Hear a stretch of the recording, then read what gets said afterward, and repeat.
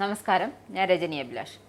സമൂഹ മാധ്യമത്തിലൂടെ മുഖഛായ മിനുക്കാനുള്ള പരസ്പര മത്സരത്തിലാണ് അമ്മായിയപ്പൻ വലിയ സഹാവും മരുമകൻ കുഞ്ഞു സഹാവും. ഇന്ന് കയ്യിൽ കാശില്ലാത്തവനും പ്രശസ്തിക്കായി തിരഞ്ഞെടുക്കുന്നത് സോഷ്യൽ മീഡിയയാണ്. അപ്പോഴാണ് മുഹമ്മദ് റിയാസ് കാശ് മുടക്കി തന്നെ ആ സോഷ്യൽ മീഡിയയിൽ ആറാടുന്നത്. കോടികളാണ് റിയാസ് ഈ വകയിൽ പൊടിക്കുന്നത്. അപ്പോഴാണ് മുഖ്യമന്ത്രിക്ക് ഒരു ചിന്ത എത്തിയത്.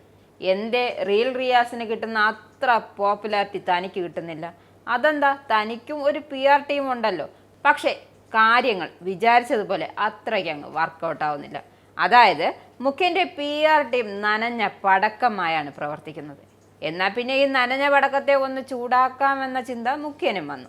അതോടെ ചൊറിയും കുത്തിയിരുന്ന മുഖ്യൻ്റെ PR ടീമിനെ ഒന്ന് സാമ്പത്തികമായി സന്തോഷിപ്പിക്കാമെന്ന് കരുതി. അങ്ങനെ കയ്യിൽ 10 ചോള കൂടുതൽ കിട്ടുമ്പോൾ അങ്ങനെയെങ്കിലും ഉണർന്ന് പ്രവർത്തിക്കട്ടെ എന്ന് കരുതി. മുഹമ്മദ് എഹിഹ എന്ന ആളാണ് മുഖ്യമന്ത്രിയുടെ സോഷ്യൽ മീഡിയ ടീം ലീഡർ. 75,000 രൂപയായിരുന്ന ഇയാളുടെ മാസ ശമ്പളം 78,750 രൂപയായി അങ്ങ് ഉയർത്തി. കണ്ടന്റ് മാനേജർ സുദീപ് ജെ സലിമിൻ്റെ ശമ്പളം 70,000 രൂപയായിരുന്നത് 73,500 രൂപയായി ഉയർത്തി. Senior web administrator, social media coordinator, content strategist എന്നിവർക്ക് 65,000 രൂപ വീതമായിരുന്നു ശമ്പളം. ഇവരുടെ ശമ്പളം 68,250 രൂപ വീതമായി. മുഖ്യമന്ത്രിയുടെ 12 അംഗ സോഷ്യൽ മീഡിയ ടീമിൻ്റെ ശമ്പള വർധനവ് 2 മാസത്തെ മുൻകാല പ്രാബല്യമായാണ് നൽകിയിരിക്കുന്നത്. 1.83 കോടി രൂപയാണ് 12 പേരുടെ ഇപ്പോഴത്തെ വാർഷിക ശമ്പളം.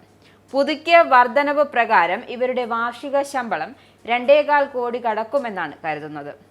മുഖ്യമന്ത്രി അനുമതി നൽകിയതോടെ PRDയിൽ നിന്നും ഇവരുടെ ശമ്പളം വർദ്ധിപ്പിച്ചുകൊണ്ടുള്ള ഉത്തരവും ഇറങ്ങി. ഇതിനൊക്കെ കൊടുക്കുന്ന പണം മുഖ്യമന്ത്രി സ്വന്തം കീശയിൽ നിന്നല്ല, സംസ്ഥാന ഖജനാവിൽ നിന്നാണ്.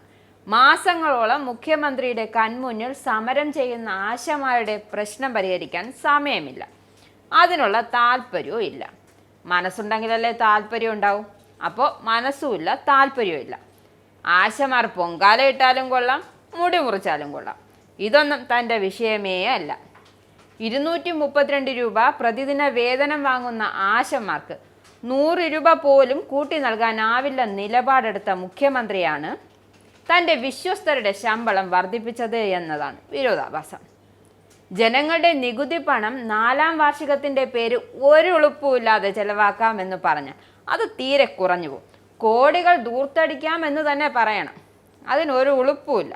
നാട് മുഴുവൻ പരസ്യം ചെയ്യുവാനും ബോർഡ് വയ്ക്കുവാനും കോടികൾ ചെലവഴിക്കാം. അതിലൊന്നും ഒരു പശ്ചാത്താപവും ഇല്ല. എന്നാൽ പാവങ്ങളുടെ ക്ഷേമ പെൻഷനും കുടിശ്ശികയും ആശമാർക്ക് വേതന വർധനവും നൽകാൻ പണമില്ല. ഇതാണ് പിണറായി സർക്കാർ. ഏതെന്നല്ലേ? അതെ, ആരെന്തൊക്കെ പറഞ്ഞാലും എന്തൊക്കെ ചെയ്താലും പിണറായി എന്ന ഇരട്ടച്ചങ്കനും കൂട്ടനും ഇങ്ങനെ പ്രവർത്തിക്കും. അതിനി മാറ്റി ചിന്തിപ്പിക്കാൻ, തീരുമാനം എടുപ്പിക്കാനൊന്നും ആരും നോക്കണ്ട. അത് നടക്കൂല.